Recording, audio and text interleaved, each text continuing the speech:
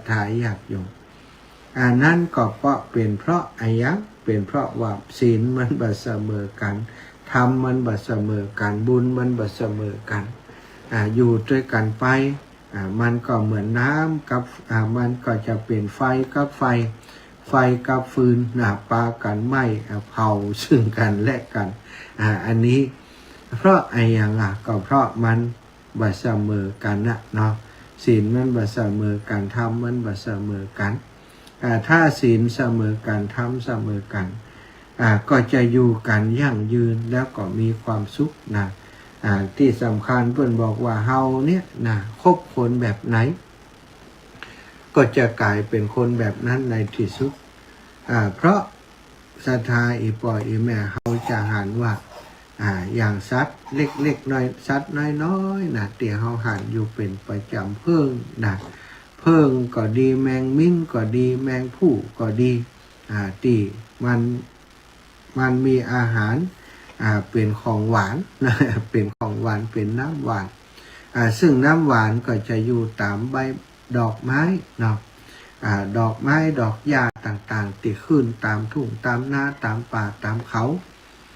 แมลงผึ้งตั้งหลายมันก็จะปากันไปเอาน้ำหวานจากดอกไม้ต่างๆปากันไปอดสถาบินไปเอาน้ำหวานปะก็บอกกันน้ำหวานอยู่พุ่นเฮ้ยไปเตอะ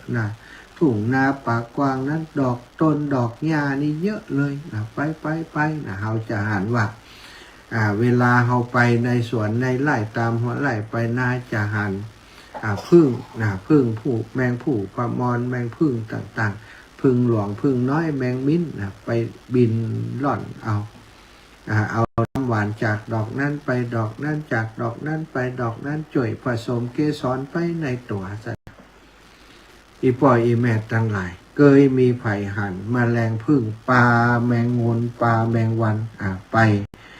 เอาเกสรน้ำหวานพ่องแมลงพึ่งย่อมบ่เอาแมลงวันบ่เอาแมงที่มันกินของสกปรกโสโครกตัวมันไปมันก็จะไปกะมูมันก็จะไปกะมูมันแมลงวันแมลงวีแมลงที่มันกินของบูดของเน่าตั้งหลายมันก็บ่เคยไปบินไปจับน้ำหวานไปกินน้ำหวานในดอกไม้กับแมลงผึ้งทั้งหลายเพราะมันบ่เป็นมิตรต่อกันมันมีของชอบบ่เหมือนกัน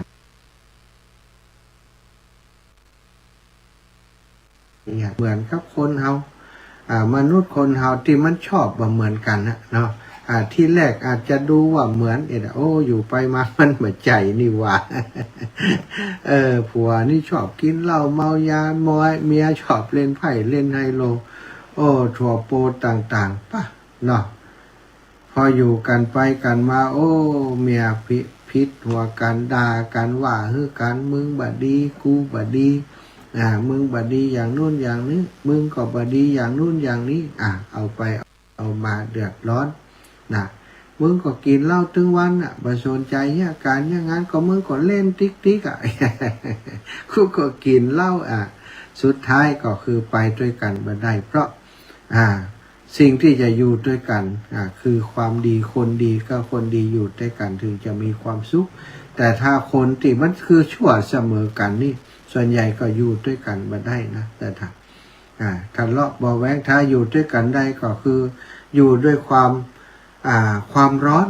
ความเร่าร้อนของปัญหาต่างๆตีกันพ่องยั้งกันพ่องด่ากันพ่องนี่คนที่อย่างอีมันก็ว่าเขาก็หารหลายกูเหมือนกันนะ มันแรงมาลึงตึงตั้งด่ากันตีกันเดึกมาดับปิ้งแจงเจ้ามานุ้งนิ้งเนี่ยมันก็มีพวกนี้ก็มีแหมกลุ่มหนึ่งเหมือนกันนะอันนี้ก็คือเรียกว่าศีลเสมอกัน ศีลลึกเสมอกันความลึกเสมอกันและอยู่ด้วยกันได้ก็มีผัวแก้วเมียแป่งผัวแก้วเมียแก้วผัวขวดเมียแบนนี่ก็มีเราก็อยู่ด้วยกัน ศรัทธาเขาก็จะหันว่าถ้าคนเปิ่นมีบุญร่วมกันอยู่ด้วยกันเปิ่นก็มีความสุขเนาะแมลงวันมันก็จะอยู่กับหมู่แมลงวันของมัน ที่นี้มาถึงมนุษย์เฮาถ้าเฮาอยู่กับคนใจกว้างสถานคนใจกว้างคนที่มีจิตใจเอื้อเฟื้อเผื่อแผ่มักช่วยเหลือคนอื่นบ่หันแก่ตัวนะของบางอย่างนี่กินบันแดมกินเอาไปช่วยคนอื่นเอาไปแบ่งปันคนอื่นนี่หันคนอื่นลำบากเข้าไปช่วยเหลือทั้งติดปัจจัยพี่น้องพวกพ้องใกล้ชิดหันเปิ่นลำบากไปช่วยเปิ่นอันนี้เรียกว่าคนใจกว้างคนใจกว้างนี่ก็มีเยอะแยะหลายรูปแบบนะสถานใจกว้างใจใหญ่นะแต่ว่าโดยทั่วไปก็คือลักษณะใจกว้างนี่ก็คือเดียเนาะช่วยเหลือเอื้อเฟื้อเผื่อแผ่แบ่งปันผู้อื่นมีใจกว้างขวางบักคับแคบคนมีใจกว้างก็จะมีสังคมที่กว้างสังคมที่กว้างขวางยิ่งขึ้นศรัทธาส่วนคนใจแคบนะก็ยังว่านะขี้จิขี้ทีบ่แบ่งปันไผเพราะเมียงเพราะมันแคบเพราะมันใจแคบเพราะใจแคบมันก็แคบไปหมดนะไผก็อยากมาหาไผก็อยากบ่อยากคบหาไผก็บ่อยากเข้าใกล้สังคมก็คับแคบไปอยู่กับส่วนตัวกลายเป็นคนที่เก็บตัวเป็นคนที่เป็นต่อไปก็คืออนาคตก็ต้องเป็นโรคซึมเศร้าเนาะบ่คบหาไผการคบหาศรัทธาญาติโยมก็ไม่ใช่ว่าจะคบหาให้มันวุ่นวายอย่างเดียวการคบหาบางอย่างนี่คบหาเพื่อจะพากันไปสู่สันติภาพไปสู่ความสุขทางจิตทางใจบ่ได้หมายความว่าคบกันแล้วจะมีเรื่องแต่เรื่องวุ่นวายอย่างเดียวการคบกันคนใจกว้างนี้เพิ่นก็จะคบกับคนที่มีจิตใจที่กว้างขวางก็สังคมเพิ่นก็กว้างออกไปยิ่งขึ้นคนคับแคบก็จะอยู่กับตัวเก้ามันคบไผเพราะคับแคบกว่าได้เสี่ยงได้เสียกว่าได้ช่วยคนนั่นคนนี้เปิดประกาศข่าวสารงานบุญยังดับปิงสมุทนากล่อมเอา ดับปิงถ้าบ่อู้เรื่องบุญเรื่องกุศลอู้เรื่องมู่มวลเรื่องนั้นเนี่ยปุ่งมหาเวลาอู้เรื่องกินกันเนี่ยเอามาแล้วอู้เรื่องแจกของยกมือก่อนเปิ่นเขาเจ้าก็เอาข้าเจ้าก็เอาแต่อู้เรื่องไปบริจาคของคนนั่นคนนี้นี่ดับปิงบ่เอาอันนี้คือลักษณะของคนใจแคบก็มีเฉพาะของเปิ่นส่วนคนใจกว้างศรัทธาญาติโยมได้ยินว่าเปิ่นจะทำบุญทำทานตรงนั้นตรงนี้เปิ่นจะทำสิ่งโน้นสิ่งนี้พอได้ยินเท่านั้นเองศรัทธาจดหีบเขียนหีบโทรเข้ามาหาขอห้อมบุญขอห้อมบุญเนี่ยลักษณะคนใจกว้างเมื่อเฮาใจกว้างสังคมเฮาก็กว้างคนที่เฮาเคยช่วยเหลือเปิ่นก็กว้างออกไปเวลามีการมีงานมีอะไรอย่างกับเฮานี่คนที่เฮาเคยช่วยเหลือเปิ่นก็จะย้อนกลับมาช่วยเหลือเฮาเนี่ยสถานความกว้างความใจกว้างนี้ประโยชน์หรือว่าสิ่งที่จะกลับมานี้มันมากมายมหาศาลเราจะมีมิตรภาพอยู่ทั่วไปหมดเนาะถ้าเฮาอยู่กับนักปราชญ์นักปราชญ์คือบัณฑิตผู้มีความรู้ทั้งหลายนักปราชญ์ไม่ได้หมายถึงว่าเป็นด็อกเตอร์อย่างเดียวนะแต่ถ้านักปราชญ์บางคนปราชญ์ชาวบ้านเนี่ยเป็นคนบ่ฮู้หนังสือเป็นป .4 ก็มีปราชญ์ป .4 ก็มีปราชญ์พื้นบ้านเยอะนะแต่ถ้าปราชญ์ก็คือคนที่มีความรู้แตกฉานในแขนงงานที่ตัวเองทำเป็นคนที่มีความรู้แตกฉานในการประพฤติปฏิบัติตนเป็นคนอ่อนน้อมถ่อมตนเป็นบัณฑิตบัตรทำร้ายผู้อื่นเป็นผู้มีศีลมีธรรมอันนี้ก็เป็นนักปราชญ์เหมือนกันนักปราชญ์ไม่ได้หมายความว่าจะต้องประพันธ์งานเขียนหนังสือหนังหาได้อย่างเดียวสถานทำอาชีพที่ตัวเองทำแล้วก็ศึกษาเรียนรู้จนช่ำชองจนชำนิชำนาญรู้ลักรู้การในการทำงานก็เป็นปราชญ์ในด้านนั้นหมอดินปราชญ์หมอดินปราชญ์เรื่องดินปราชญ์เรื่องน้ำปราชญ์เรื่องป่าไม้เรื่องการสร้าง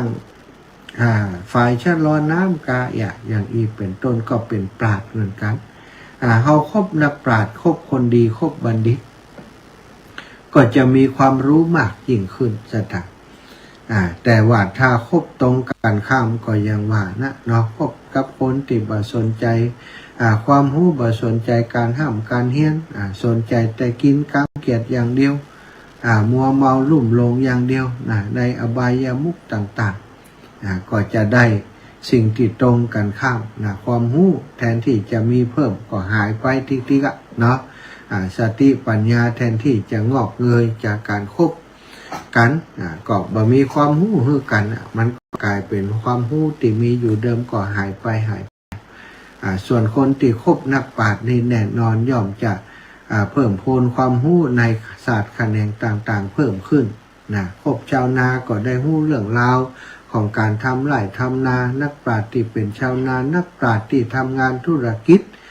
ก็จะได้มีความรู้ในด้านธุรกิจเพิ่มยิ่งขึ้นถ้าอยู่กับคนที่มีบุญศรัทธาคนมีบุญคือคนที่รักษาศีลชอบฮือการรักษาศีลแล้วก็บำเพ็ญความเพียรทางจิตทางใจหรือว่าทำจิตใจให้สงบคนมีบุญถ้าเราคบคนมีบุญเราก็จะเกิดความเมตตาขึ้นในจิตในใจของเราเพราะคนมีบุญนี้ก็คือคนที่มีจิตใจมีเมตตาจิตใจที่มีความกรุณาความสงสารต่อสรรพสัตว์ต่อคนทั้งหลายเราคบคนมีบุญจิตใจของเราก็จะมีเมตตามากยิ่งขึ้นศรัทธาซึ่งก็ตรงกันข้ามละถ้าเราคบคนว่ามีบุญก็คือคนมีบาป คนมีบาปเขาก็จะสร้างสร้างสมบาปเหมือนอย่างที่คนที่เราคบมันจวนทำบ่ดีก็ทำตัวมันศีลมันกินบ่ได้บ่เนาะศีลกินบ่ได้ห้ามฆ่าสัตว์จะกินยังก็ต้องฆ่านะอันนั้นถ้าเอาไปคบคนบาปมันก็จะจวนไปอย่างนั้นสุดท้ายจิตใจก็มีแต่สิ่งที่ความโหดร้ายมีแต่ความโหดร้ายบ่มีความเมตตามีแต่ความโหดร้ายต่อมนุษย์โดยการต่อสัตว์อื่นถ้าคบคนแบบมีบุญก็จะกลายเป็นอย่างนั้นเขาก็จะกลายเป็นคนแบบมีบุญไปตัวถ้าเราอยู่กับคนที่มองในแง่ดีเราก็จะเป็นคนที่มีความสุขเพราะคนมองโลกในแง่ดีนี้เป็นคนมีความสุขตรงกันข้ามถ้าไปคบคนที่มองโลกในแง่ร้ายปะกันก่อสมนินทาว่าคนนู้นคนนั่นคนนี้เอาไปเอามาเขาก็จะติดนิสัยเหมือนกันปะกันก็เล่าก่อนคนนั้นก่อนคนนี้ปากันทำในสิ่งที่จิตใจของตัวเองมีอคติกับคนอื่นมีอคติกับคนอื่นมีความโกรธมีความริษยาบ่ได้ปรารถนาดีต่อคนอื่นถ้าเขาคบคนที่มองโลกในแง่ก็จะหาอย่างบดีไปหมดนะไผก็บดีมีดีกับตัวเก่าคนเดียวนะเนาะอันนี้เป็นต้นนะถ้าเราคบคนที่มีความกล้าหาญเราก็จะเป็นคนที่มีความแข็งแกร่งมีความกล้าหาญมากยิ่งขึ้นนักมวยเพิ่นก็คบกับนักมวยเนาะศรัทธาสอนศิลปะวิทยากันชกมวยยะยั้งหรือว่าแข่งกีฬาต่างๆเนี่ยคนที่มีความกล้าหาญก็จะเฮาพบคนกล้าหาญเขาก็จะเป็นคนที่กล้าหาญไปกับเขาแต่ถ้าคบคนที่ขี้ขาดขี้กลัวมันก็จะเป็นเหมือนกันศรัทธาคนขี้ขาดขี้กลัวปาใหญ่เปิ้นมีคนมาทำร้ายคนที่อ่อนแอกว่าหันก็มากล้าเข้าไปช่วยพ่อตัวเองบ่มีความกล้าหาญอย่างอีเป็นต้นถ้าเราเป็นคนมีศีลคบคนมีศีลแล้วก็มีศีลเสมอกันหุ่มฮื้อตานหุ่มรักษาศีลหุ่มปฏิบัติธรรมหุ่มเข้าวัดเข้าวัดเราก็จะกลายเป็นคนที่มีศีลมีตานหุ่มเข้าวัดเข้าวัดเหมือนกันศรัทธาญาติโยมได้ยินศรัทธาญาติโยมว่าโอ้จวนกินเหล้านี่ มันถึงเร็วขนาดอาจารย์ว่า งานลื่นเริงต่างๆนี่ว่าต้องบอกมันถึงหันหน้ามันก่อน เวลาจวนไปวัดตัวนี้มันตึ้มไปมันก็อ้างลูกอ้างหลานอ้างการอ้างงานตลอดมักจะเป็นอย่างนั้นสถานฉะนั้นการชวนคนไปทำบุญกับต้องพอเหมือนกันเนาะคนที่มีบุญชวนบัดต้องอยากแล้วบอกคำเดียวจะไปทำบุญเปิดถึงขอไปตัวนี่เรื่องนี้ก็เป็นเรื่องเดียวกันศรัทธาเป็นแบบเดียวกันถ้าเฮามีศีลเสมอกันก็จะอยู่ด้วยกันแบบมีความสุขนะมีความราบรื่นบ่มีความเดือดร้อนหยังนะแต่คบกับคนที่บ่มีศีลเสมอกันนี่อยู่กันไปมันก็เดือดร้อนตึงเปิ่นตึงตัวนะเฮาก็ฮ้อนเขาก็ฮ้อนนะบางคนที่เปิ่นเลิกลากันไปเพราะว่ามันบ่เสมอกันบางคนเลิกลาไปก็จับเหี้ยไปเจอคนดีแต่ว่าบางคนเลิกลากันไปบ่จับบ่ใจสักคำบางคนก็ปีกมาหากันเข้าใจกันนะที่เป็นอย่างนั้นที่เป็นอย่างนี้ต่างคนต่างปรับปรุงเข้าหากันก็ดีในที่สุดก็มีเนาะวันนี้เรื่องศีลเสมอกันศรัทธาบางครั้งเพื่อจะให้ศรัทธาบางคนบางท่านที่อยู่ในสถานเจอกับคนที่มีศีลบ่เสมอกันแต่จำเป็นต้องอยู่ด้วยกันโดยเหตุผลต่างๆนานานับประการก็ได้ขึ้นแค่ว่าเราได้สร้างสมกันมาอย่างนี้เราได้สร้างกรรมไว้แต่ปางก่อนจากก่อนเขาอาจจะรังแกเขาจากนี้ถูกรังแกตั้งกายตั้งใจนะมีเมตตาต่อกันศรัทธาปัญหาบางอย่างนะถ้าเข้าใจอารมณ์ใจเหตุผลมันก็แก้ปัญหาบ่ได้ก็มีนะแต่ว่าถ้าเข้าใจเมตตาซึ่งมันสามารถสื่อถึงกันได้ความเมตตาความเอ็นดูเนี่ยสถานบางครั้งสามีภรรยาอยู่ด้วยกันนี่ถ้าฮ้อนด้วยกันถึงสองฝ่ายนะคนนั้นเป็นไฟคนนั้นเป็นฟืนมันก็ไหม้โหมอย่างเดียวแต่ถ้าคนหนึ่งเป็นไฟคนหนึ่งเป็นน้ำคอยดับไฟที่มันลุกโชนอยู่นั้นมันก็จะอยู่ด้วยกันได้อย่างมีความสุขในที่สุดศรัทธาตอนนี้เวลา19:47 นาที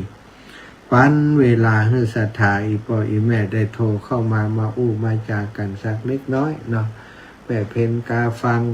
รับชมอยู่เนอะ วันนี้ปัญหาอินเทอร์เน็ตบ้านบ่ดีเนาะอินเทอร์เน็ตที่วัดบ่ดีอินเทอร์เน็ตสายนะต้องใช้อินเทอร์เน็ตทางโทรศัพท์มือถือศรัทธาปล่อยสัญญาณเข้าไปในโน้ตบุ๊กนะปล่อยสัญญาณเข้าไปถ้าไลฟ์สดในโน้ตบุ๊กตัวนี้เน็ตบ่พอแหมมันบ่แห้งก็จำเป็นจะต้องเอาโทรศัพท์อีกเครื่องหนึ่งไลฟ์สดข้อความอ่านบทตันหลายคนหลายท่านเพิ่นก็เข้ามารับชม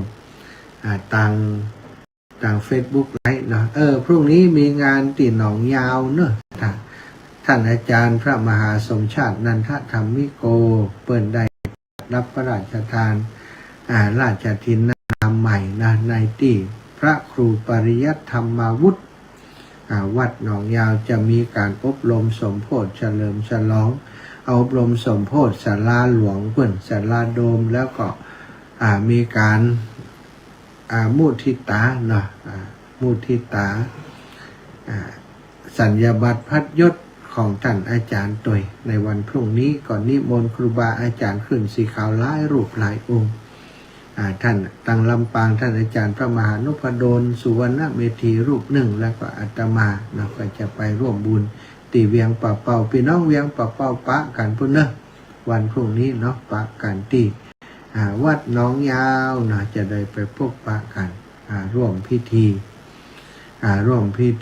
งานปอยหลวงวัดหนองยาวในวันพรุ่งนี้เปิดสายแล้ว08084084173173สัญญาณที่ไหนตั้งใดชัดเจนก็ดีก็บ่ดีแจ้งบอกกันกันนะ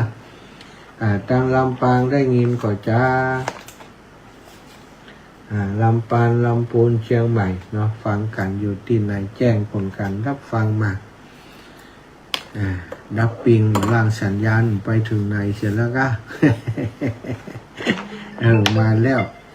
ยายพรอันนี้สาขาเชียงใหม่เนอะยายพรร่องวัวแดงนี่ไปถึงร่องวัวแดงกะถึงร่องวัวแดงเนาะวันนี้ปะกัน2 รอบเนาะ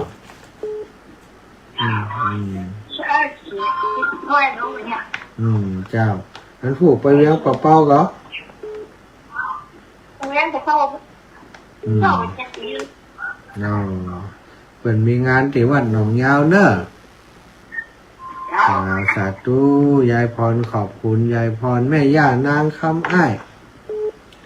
สันสลีเวียงปากเป้าได้ยินอยู่วันผูกป้ากันกาป้ากันกาวันผูกป้ากันหมอป้ากับวัดหนองยาววันเด้อป้ามานี่จ้ะย่าอย่างซูกะย่าอย่างซูป้าบ้านมาเจอน่ะได้ป้ากับป้าจะไปแอวหายาเด้อเจ้าสาธุแม่ย่านางคำอ้ายสันสลีเวียงเป้า4990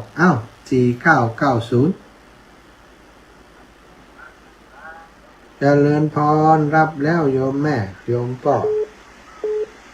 ไม่ชักเท้าจากไหนจ้าฟังอยู่เนอะฟังอยู่จากไหนฟังอยู่แม่ชุกวังเหนือแม่ชุกวังเหนือฟังอยู่เนอะวัดปลายเหียงเพิ่นจะมีปอยหลวงที่16กะวังเหนือ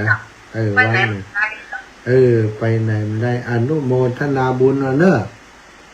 อยู่แต่เก่าชีพอ่ะไปไหนไม่ได้ละเนาะบุญรักษาใดย่าจะฮับสายอื่นก่อนเนอะเจริญพรแม่สุแก้วเจ้ากราบไหว้สาเด้อท่านพระมหาเจ้าฟังอยู่เด้อขึ้น98.75ว่าจงศักดิ์ยักษ์ข่ำยำแรงวันนี้นะชัดเจนนะเจ้าชัดเจนเลยทุกแก้วบ้านศรีราพรศรีเตี้ยบ้านโฮงหลับปูนเด้องานป่วยหลวงวัดหนองยาวฮะน่ะ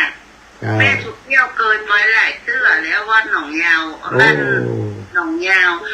อันพี่อ้ายของมันอาจารย์ผอ.สมพลน่าเต็นนี่น่ะเพิ่นไปเอาเมียอยู่ปูนมันเป็นผู้กล่องอยู่ปูนดีอ้ายของอันก็น้องกันยังเนี่ยจ้าสาธุเนอะแม่ว้าวจ้าปันกันคนน้อยแม่เพนนะลำพูนเจ้าอาจารย์ถึง4 โมงเช้าแต่ว่าก็ค่ำอะไรนะถ้าถึงงั้นทุ่มกะทุ่มปลายแล้วนี่ทุ่มกับจะ2 ทุ่มแล้ว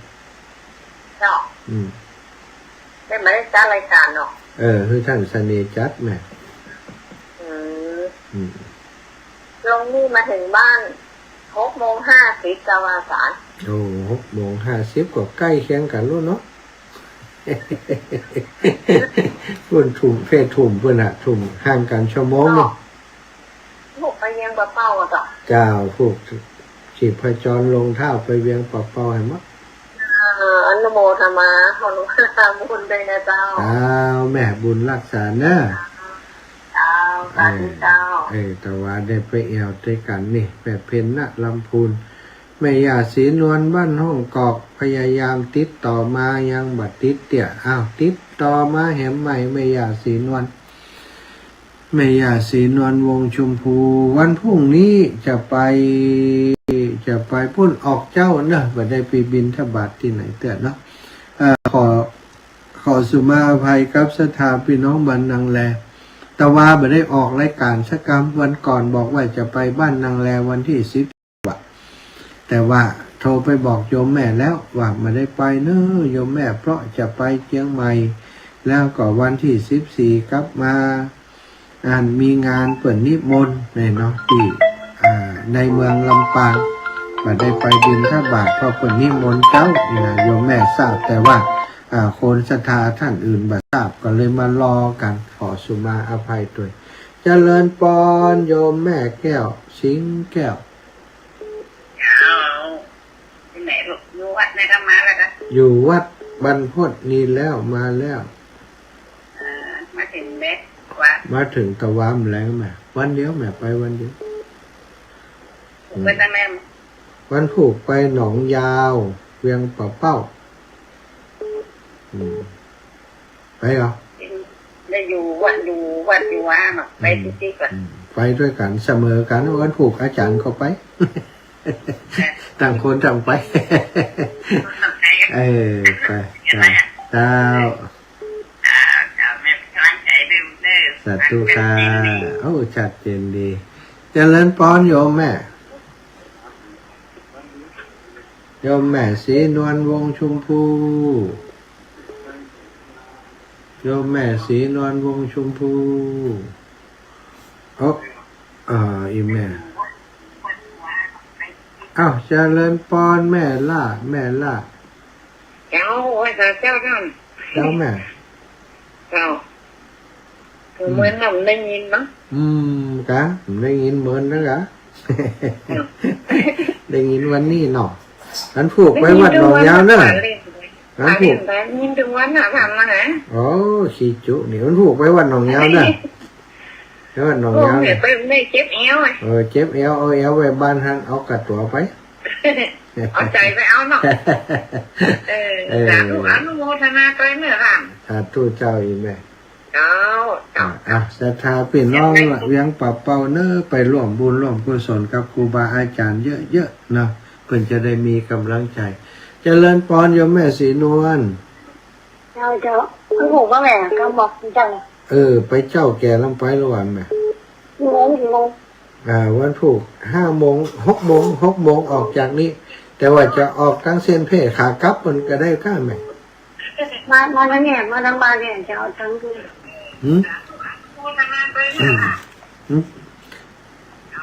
จะให้ไปทางบ้านนี่กะ มาทางบ้านเนี่ย ได้อันเจ้าน่ะ6 โมง 15 น้องจะยังไม่ลูกเจ้า โอเคอันก็ได้เนาะ เจ้าแม่แม่บุญเกียรติผูกจะแวะไปเนอะแม่ยาสินแม่บุญเกียรติแม่โกงเจ้า เดี๋ยวท่านนี่เจ้าคือแม่มีโอนคือเจ้าเขาไปร้อยเลยเจ้า ก็ได้กะห้องไปไหน พร้อมไปไหนตาจากไปไหนอ๋อ ไปหนองยาวนะเวียงปลาเป้านะ แม่ละเจ้า ไปหอมงานปล่อยหลวงเนาะ ไหนบอกค่ะ ได้กะ เจ้า สาธุนะ สาธุเจ้า ศรัทธาญาติโยมไผ่จะไปตัวยกมือขึ้นเนอะตอนนี้เวลาหมดแล้วนะเวลาหมดเวลาขออนุญาตนำรายการจากลาศรัทธาไปด้วยเวลาเพียงเท่านี้ขอความสุขความสัสดีจงมีแก่ศรัทธาสาธุชนทุกคนทุกท่านเนอะจัตตารุธรรมาวะทันติอายุวโนสุขังพระลา